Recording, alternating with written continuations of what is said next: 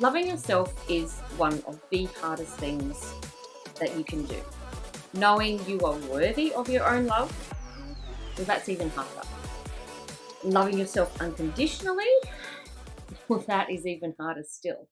On this episode of the Love Body Woman Show, I talk about the last part of what Love Body Woman is all about, and that is loving every single part of yourself again. I will explore why self-love, especially that unconditional self-love, is so difficult for a lot of us. And I will also talk about some of the key reasons that that difficulty is there in the first place. I'll ask what self-love means to you, and I'll share what it means to me. And I'm going to give you 3 ways that you can love every single part of yourself again. There will be, of course, some advice that you didn't ask for and your ugly truth homework. We strive for love every day. Every day, all we want to feel is love. Loved by someone. Sometimes that could be anyone. Just a little bit of that elusive feeling. Now, the lack of love, it can drive us crazy. Too much love can drive us crazy. It just seems to be a no-win situation at the best of times. But what about the love for yourself? Where's that? Do you have any? Do you have enough? Are you full of love for yourself? Which parts though? Which parts do you love and which parts do you hate? Now I ask that question because it seems as though there are plenty of conditions on our love. I love this part because it is as it should be. I love this part because it is doing what it is supposed to be doing. But I hate this part because it does not meet any of my requirements. And I despise this part because it is not living up to the millions of expectations that I have put on it. Inside each and every one of us, there's so many different moving parts. Some we are aware of them, but some of them we're not aware of. And there may be some that we just have a little bit of an inkling about. And then there are those that work in the background that we never really take much notice of, or that we even think about. And personally, I just want to know about all of them. I want to know every single part of myself. But the parts I am talking about mostly today are those that have us feeling certain ways, that have us behaving in certain ways, that have us repeating ourselves in ways that continue on every day and every week and every month as the years go by. And on this journey of self-discovery, I have come to find that there are many parts, many parts for me to hate. Ones that now are a little bit different to the ones that I used to hate, which is really just all of me. Now, attempting to explain what I feel inside is challenging because I can sense multiple parts of myself as if they are floating in a microscopic perspex box, that they're individually in each of these boxes. There is one part per box, and some I can see clear as day, some I can just get a really good look at. But then there are others where the boxes are opaque, that I can't see very well into. But they are there. And they are integrated into the being that I am. They form a web so intricate and detailed and so ridiculously large that the scale defies imagination. And that's how I feel about all of the stuff inside of me. That every single part of me is connected to everything else inside of me. That they are connected to something beyond myself. In episode 2 of the Love Body Woman Show, I shared with you a message that came to me from somewhere beyond myself. And it was loud and clear. It was undeniable. It was words that I knew I could not ignore. Words telling me that I could change anything, absolutely anything that I don't like about myself.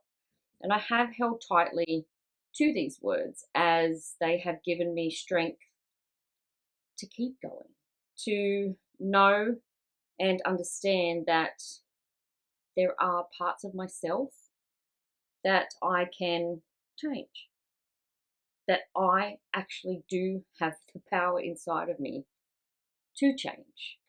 What I haven't entirely explored yet are those parts of me that I will never be able to get rid of. I may not be able to erase them permanently from my being, but what I can do is get to know them better, to understand them more and work with them instead of constantly fighting against them. Love them instead of hating them, and appreciate them for what they are, and ultimately know that they are not who I truly am. They are a part of me, but they are not all of me. Personally, I have been an emotional cripple for way too long. The idea of feeling anything good, and especially love, has in the past simply been just that, an idea. But how did I even get that way? How did I become such an emotional cripple? Someone who could not feel love, and most definitely not express it. That was the hardest part. So, how do any of us even really get to that part where falls far behind those anger and annoyance and frustrating feelings? See, when you step outside your front door, there is such an emotional disconnect that can be witnessed at any time. It is even behind closed doors. And many of us, we're wandering around through our life with no true understanding of ourselves and why we are here in the first place. Feeling feelings that we interpret to be the truth of who we are. We feel them so that that must be all we are. And we embody those feelings as if there is nothing else. Living with them because they're easier to allow than those feelings that we can become uncomfortable with, that we no longer are familiar with, that no longer make up the bigger percentages of those feelings that don't actually feel any good. They somehow have been mistaken for what we are meant to express. If you watch any Hollywood movie, love always wins out in the end. Good prevails, evil is conquered. But at what cost? Violence and killing, all in the name of the good guy. And ourselves are much the same. We must rid ourselves of evil first before love can win out in the end.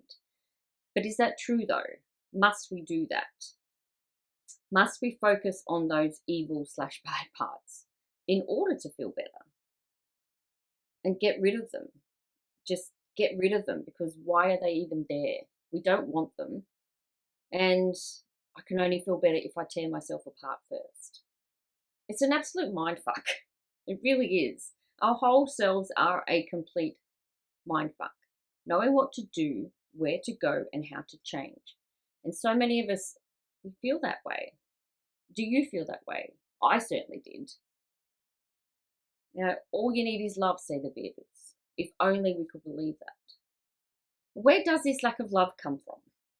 Well, it comes from many places. And for each of us, those places are going to be different. Yet the lack of love can be felt quite strongly because there is an undeniable lack of awareness. And this lack of awareness is not something to be ashamed of or even to give blame to. If you don't know, you don't know. But many people do go through life, we're all just doing the best that we can with what we've got. Now, there are many reasons for this. And from my own self-obtained knowledge, I believe it all starts way before we are even born. Now, I want to share with you a couple of books. Your Soul's Plan is a book that was written by Robert Schwartz. Now, he was a guy that was just simply interested in finding out more about himself and the deeper meaning of life. And as things go, one thing led to another, and he ended up meeting various people who channel and who connect to the other side. And he used those connections to find out about the planning process of the life our souls have chosen to inhabit. It is such an interesting read, and it really is an eye-opener. You might read it and just think this is a load of garbage, but I don't know, some of it kind of rings true, so I definitely recommend reading that. Another book of similar interest is Journey of Souls by Dr. Michael Newton. Now, he is a highly acclaimed spiritual regressionist. He's a master hypnotherapist and a psychologist. So, an accidental life regression that he did with one of his clients led that client into another lifetime of his to help heal some wounds that he was dealing with. And this led him to an interest in what our souls do between lifetimes. So these two books, they give us more of an understanding about the lives we are here to live and what it takes to cover and reset in between those lifetimes because of the mess that we human beings are. Now, I mention these books because we do not hold on to this information, or at least not for very long once we're born. We come into the world with a whole history already upon us. And that can cause us to feel or not feel in certain ways, to behave in certain ways, and to go about living a life that is already planned for us. Now, that's not to say that all we experience is from a script that has been carved in stone. No, there is absolutely, most definitely free will to behave and act in any way that you choose. It's that choosing that gets to us. So how do you choose the way that feels best when there is no feeling best? When the mess we have lived in is too much to bear?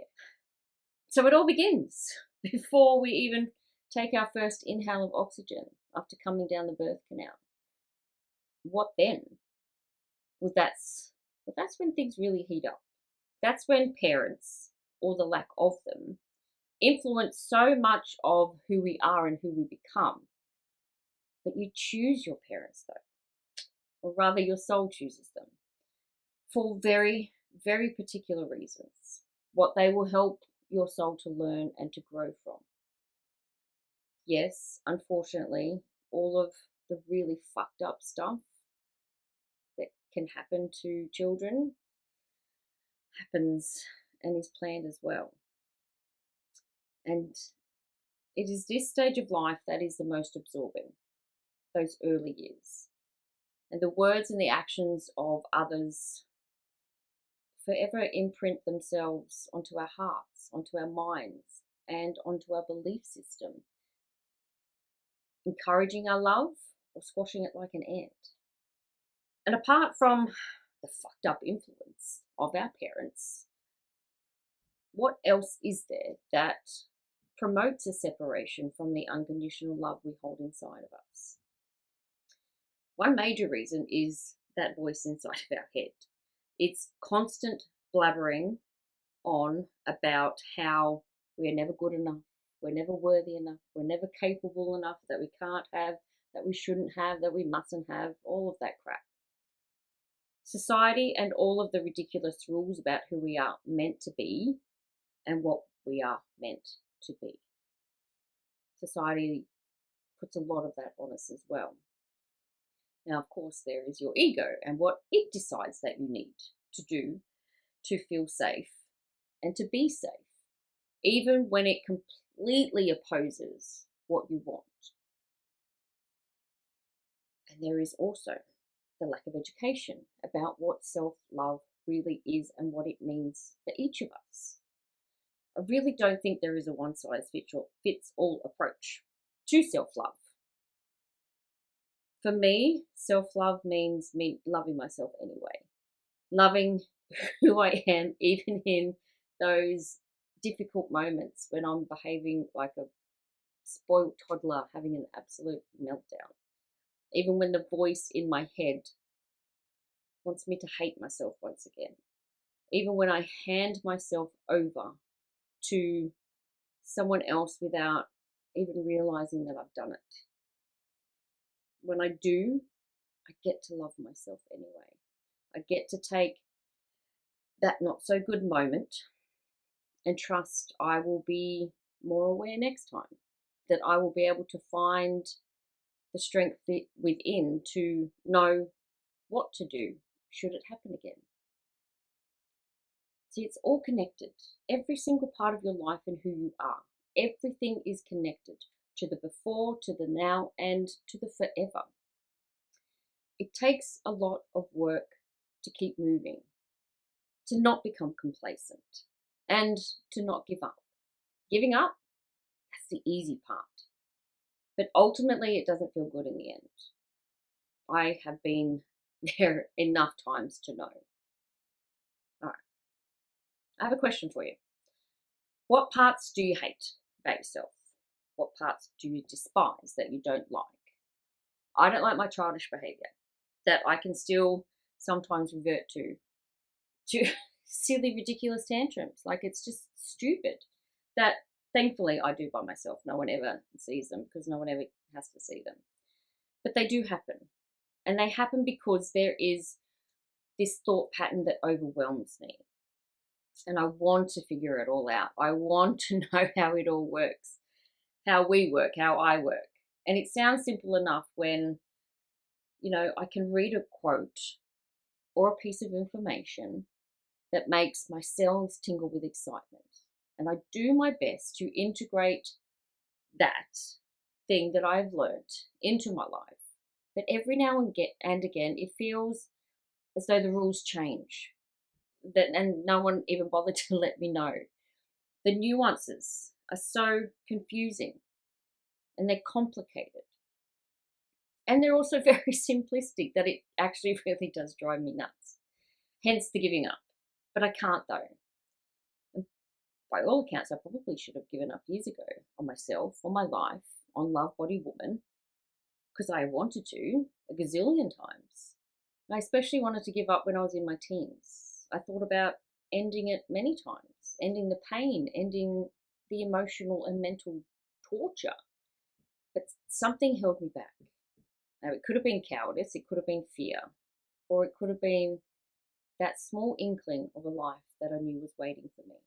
Are you willing to share what parts of you don't like, that you may hate? And it may help others to realize that they are not alone. And of course, you can do that in the comments below. And while you're there, thank you so much for liking this video and subscribing to the Love Body Woman channel for more ways to listen, learn, and love. Love is ill-measured. It is attached to too many things. What it isn't attached to is us, you, me, the person inside of you that you inhabit. Now, when I wrote my first short story, The Mirror, Part 1, words came out of me that I didn't know were coming. They landed on the page with an energy that I use in all of my work. And I say it at the end of all of my videos. There is no love outside of you greater than the love inside of you. And I believe the meaning of this to be as so. Love can be superficial. It can be conditional. It can be untrustworthy. Why? Because others use love as a weapon, as a force of control, of manipulation. We become immune to it. We lose faith in it. And a lot of times we fear it. But all of that is from the outside. Now, the pure, honest love inside each and every one of us, it is there for us at any time. But we dismiss it. We ignore it because someone else hasn't given it to us. We must not use our own love for life. We must not use our own love for holding the truest state of our being. We are taught that love comes from our parents, from our partners, from the big house, from the amazing holidays, and so many other external sources. Love is connected to the source, whatever version of your source might be.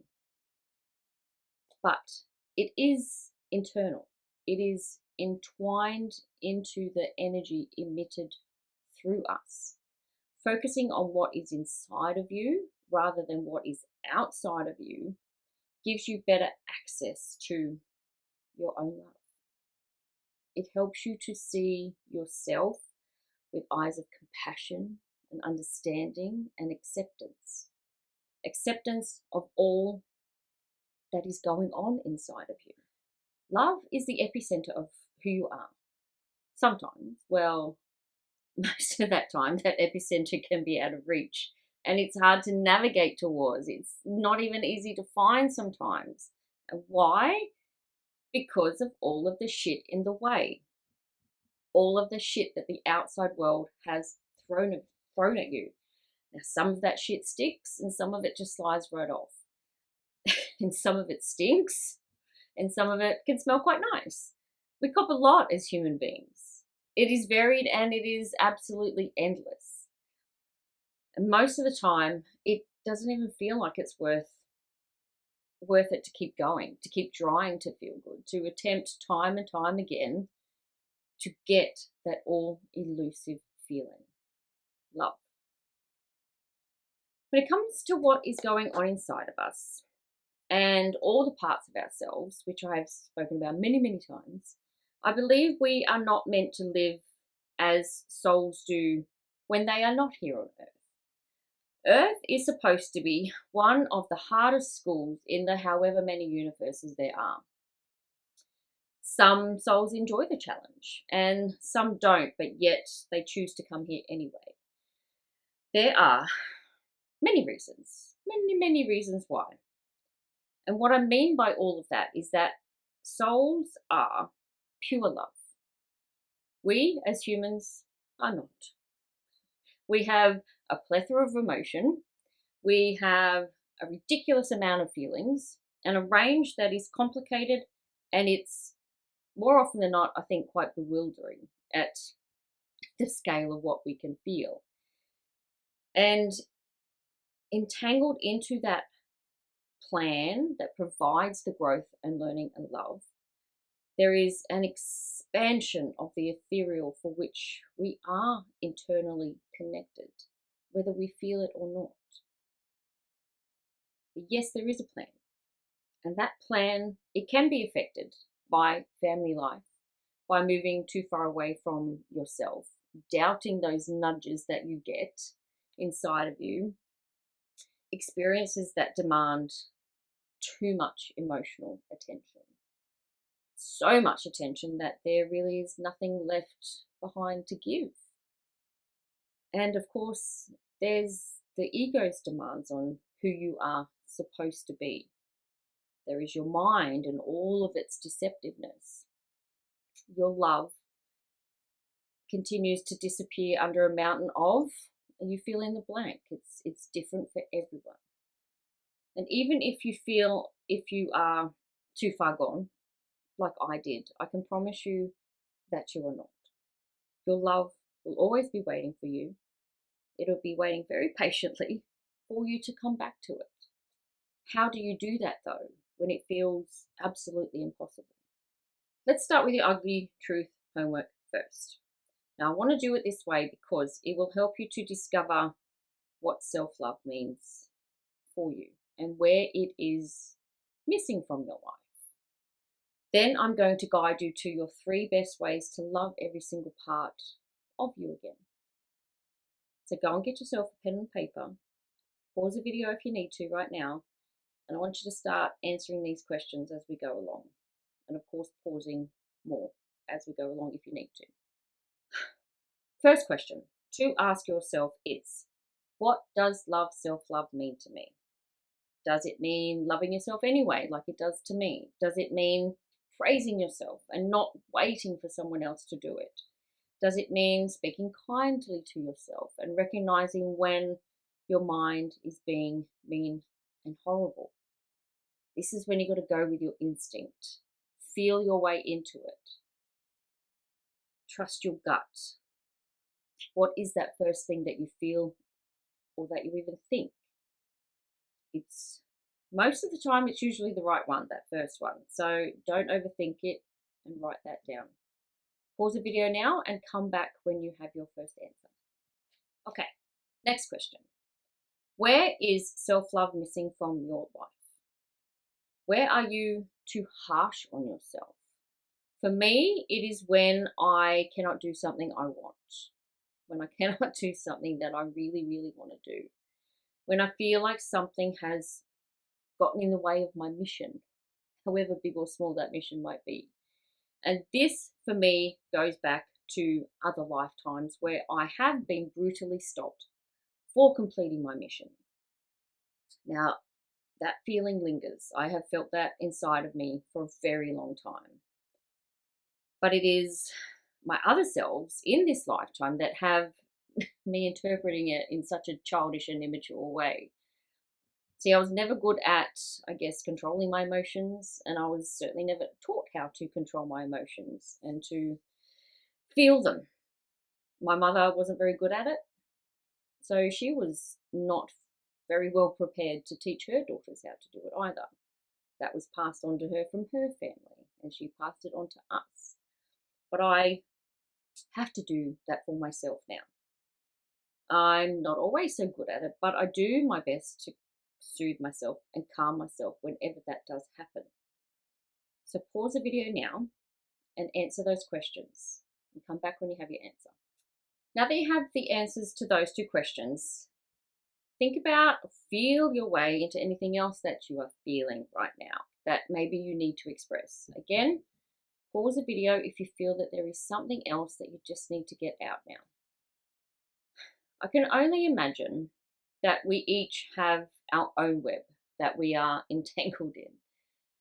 This answer leads to this question, and this question leads to more questions and more answers and more knowing and more understanding, more confusion, more overwhelm, because we really are a complicated bunch. We have such a unique story going on inside all of us that no one ever really knows about.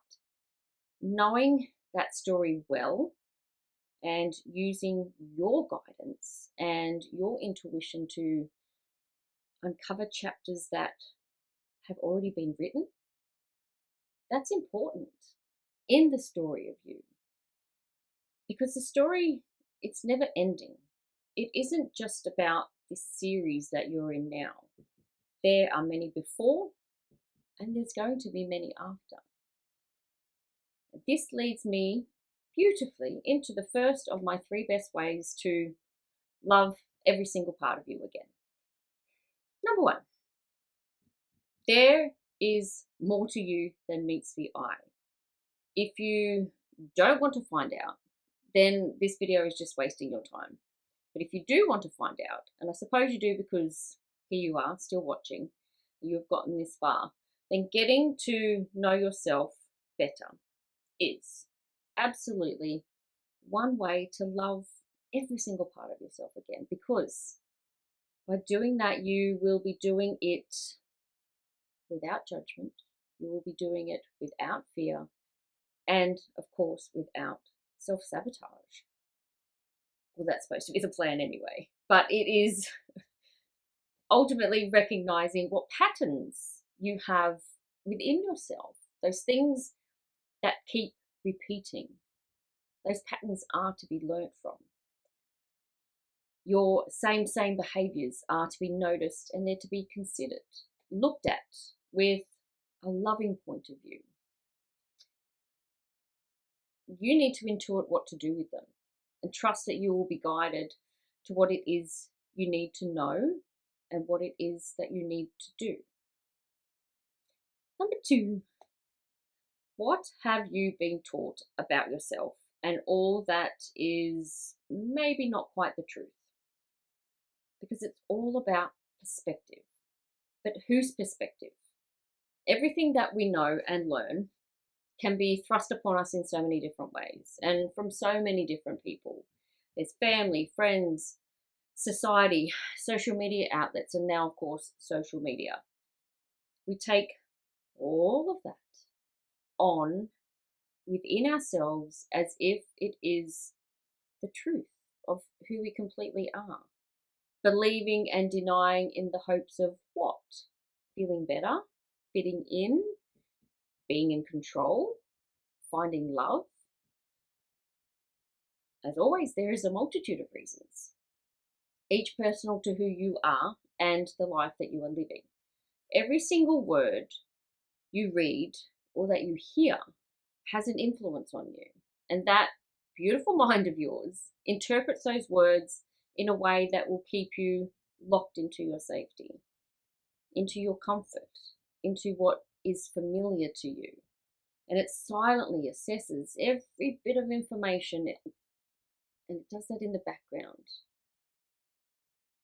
And it takes all of the old data that is already in there, and it makes a definitive opinion and an evaluation about what is going on. With you, you don't really end up pausing to think about what the actual verdict is and whether you need to challenge that verdict.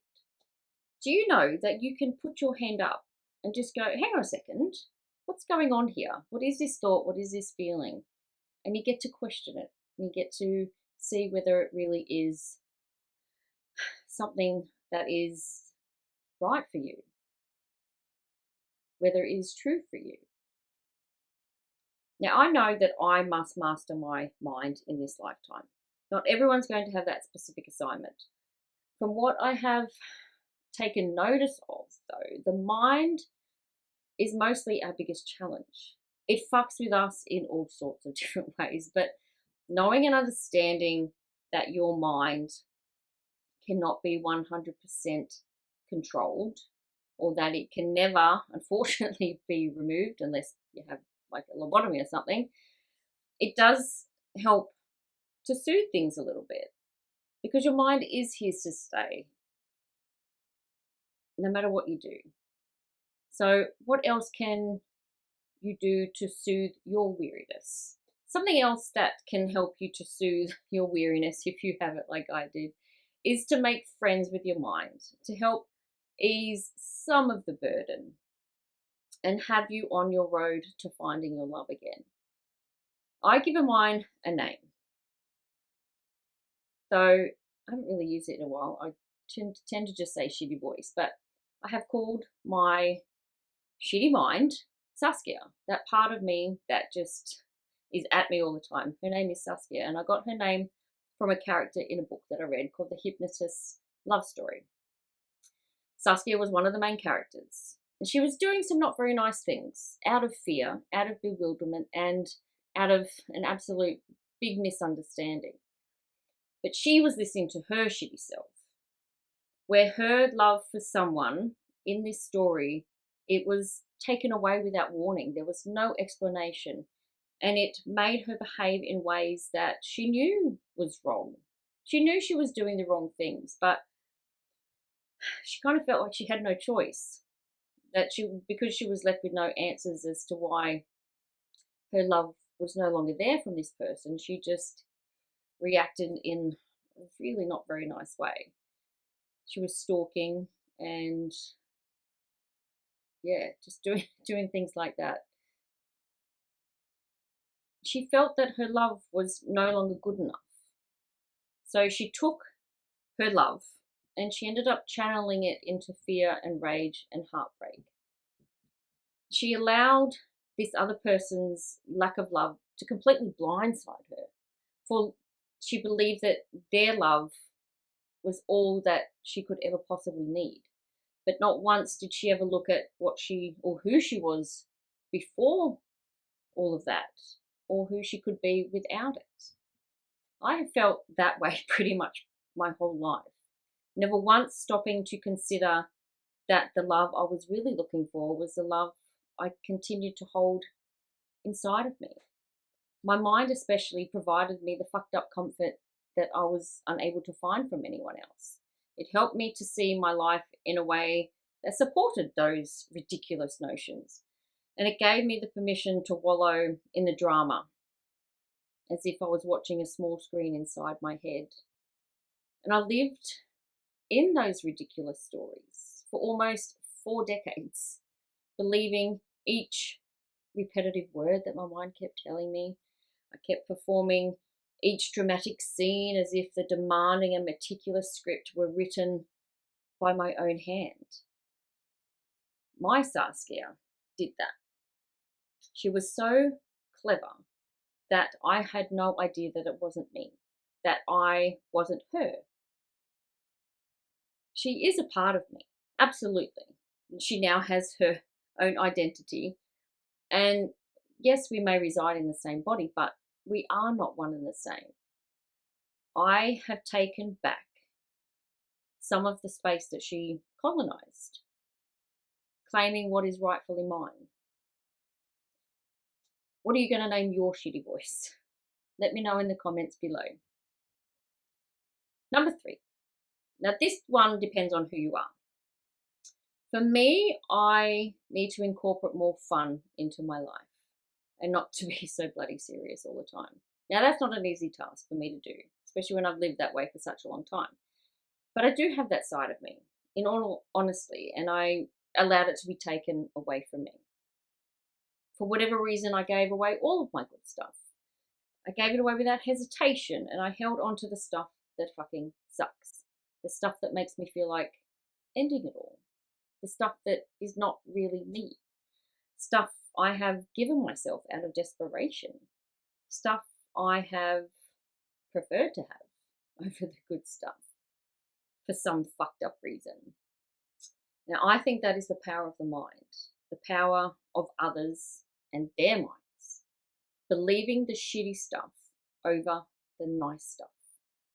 One mean and horrible word, it seems to outweigh all of the hundreds of nice words. Like, how fucked up is that? So for number 3, I think it is best if you choose one best way to love every single part of yourself again by listening to your own loving voice, to your guidance.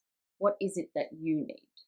And you will find the answer by asking the question. You will find your answer by going quiet and listening. And you will find your answer by getting on with your day and just letting it come to you when it is ready. And when it does come, don't dismiss it. It is often that the answer is just waved away by the thought of it being silly or that it can't be for me because it doesn't feel right. So feel into it when it does come.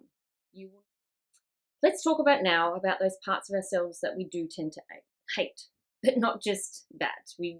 Let's talk about where love comes from. That is the most important.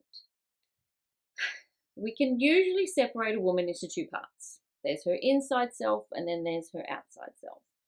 Who she is behind the body and who she is because of her body. It's ego versus essence. Now, social media is the epitome of ego, putting all of our physical acquirements and all of our physical selves out into a newsfeed. There's tanning and toning and triumphing over the look we get to represent to the world, keeping the essence in a box for safe keeping. Now, as you can see, I do not have the kind of body that most people admire. I never have. Yes, I lost a lot of weight a few years ago and it stayed that way for quite a while, but my body had other plans, so now the weight has come back on, which is fine. It is what it is. But too many years of my life have been spent hating my body because it did not live up to the expectations that I felt were thrust upon me from so many different places. My mind convinced me I was never going to be like that, so I may as well hate myself because of it. Now, fast forward a couple of decades to the me that I am today, knowing how fucked up that completely is. To spend a lifetime hating who I am because I don't look a certain way that some dickhead years and years and years and decades of however many years ago said that I was supposed to fucking look like. That's fucking ego. And I lived in that ridiculous ego instead of living in my own essence, my own love. But yet I do believe that this is the life that I was meant to live. as completely fucked up and messed up as it was. But the rest of my days here on earth are they're meant to be spent finding my essence again and bringing back all of that into its full and fabulous glory. My outside self must not be the essence of who I am, because I am so much more than what I look like. So much more. This body, it is all that I have. And I cannot, no matter how much I have wished over the years to change it, I can't exchange it for another one. So why not love all of it in all of its fucked upness and in all of its imperfections and all of its mystery? I can love every single part of it again. We hate the outside and we bloody well hate the inside too. Not our essence, but, well, yeah, I guess sometimes we hate that too, because we pretty much can just hate all of who we are. Now, how old are you? What generation have you come from? I am Gen X, so I am from the generation where you are seen and not heard. You go away and you play and you don't come back till the streetlights are on, which was fine by me. Parental comfort was not readily given. The wooden spoon was, though, which was really not a great way to hold on to the essence that we were born with, to hold on to that love. Someone just takes it away in the swiftness of a backhander. And we carry that throughout our lives. Not everyone does, of course. We're all different in how we've been raised and how we are here to live our lives. And each generation has its problems, with the children from each generation hopefully wanting to be better than the parents that they had, doing things differently, hopefully loving the best that they know how. Parenting is really hard, especially when those parents, whether they're present or not, carry a whole truckload of baggage that comes crashing down on their kids every now and again without warning. The plan set in place before our birth includes the choosing of our parents, knowing full well what they will be like, however fucked up or wonderful it might be. As kids, we don't know that though. Maybe somewhere it is felt, but it can never be fully understood. Our parents certainly do have a lot to answer for, absolutely. But so do their parents, and their parents, and their parents, going back many generations.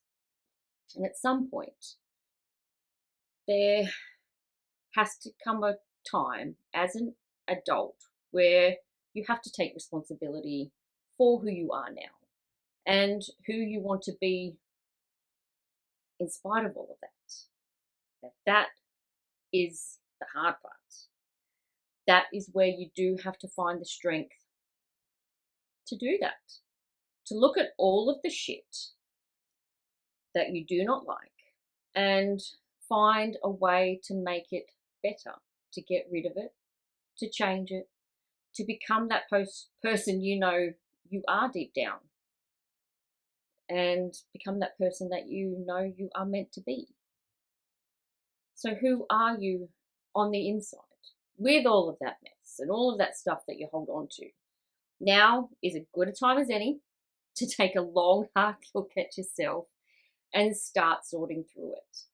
You just got to put your gloves on and you have to dig. Allowing yourself to take time digging, allowing yourself to do it with love and with grace, knowing it is for your own good in the end, trusting that the things that don't feel good are a whole part of this whole process as well. Whitney Houston, she sang about the greatest love of all. Unfortunately, this love was not enough to keep her from the darkness that took hold of her. The shadows in the darkness were a formidable strength, pulling her under. Of course, I cannot know what her life was like and why it went the way that it did. No one can ever truly know that. Now, there are things, of course, inside all of us that haunt us, that force us, that have us repelling ourselves so far away from who we who we once were, and who we urgently want to be. She was not the first, and she certainly won't be the last to talk about finding the most important love inside of them, and to then have the darkness creep in like a haunted shadow of imagination, taking piece by piece of a strong beating heart, slowing it down with the heaviness it drapes over it as it goes. The greatest love of all is inside of you, because there is no love outside of you greater than the love inside of you. It's all that other stuff that stands between you and that all elusive feeling. I have felt that feeling. It's pure, it's heavy, it's strong. I have felt it in my dreams. That love is often attached to someone else in my dreams. I am tethered to them. They give me this love that I'm looking for. Once that person was actually Keanu Reeves. It was a very interesting dream, that one. And when I wake up, I can still feel the essence of that dream. And in every dream where I felt this pure love that I have asked to feel, it has been another man. Most of them I don't know. Sometimes it's my husband. I don't think that is actually the important part. The feeling is. It is something I long to feel again, out of my dreams and into my subservient reality. I do not profess to know all the answers. I simply want to share with you what I do know. What I know is this: love is inside of you. How much depends on you and your life, your history of the here and the now, and of the inescapable past. Getting it back in the way that you need can only be done when you figure out exactly what it is stopping it from coming in the first place, by listening to the woman within and feeling your way into the answers that you need. Trust is important here too. I wish it was simple. I really do. It would make it so much easier. Maybe it is. Maybe I just complicate it too much. Maybe you don't. But I can't believe that there is this one and only way that leads us all to where we want to be. I really do believe that there are many ways. We are here for a very fun and very scary ride. And chasing down that feeling, it always seems to be just out of arm's reach. It's like dangling in front of us like a carrot on a stick. But what would happen if we just sat back, enjoyed the ride, and let the carrot come to us? Maybe we don't need to fight quite so hard to grab it. Now, here's some advice you didn't ask for. Apart from all I have said already, I guess I just want to say you're great as you are. All of the crap and all of the good and all of the beauty, all of that's great just as it is.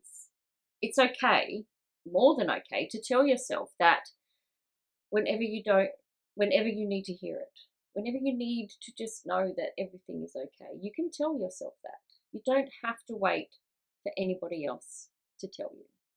Coming up on the next episode of the Love Body Woman show, I want to talk more about our bodies, the inside and the outside, what we love about them, what we hate about them. Is it possible to accept them just as they are?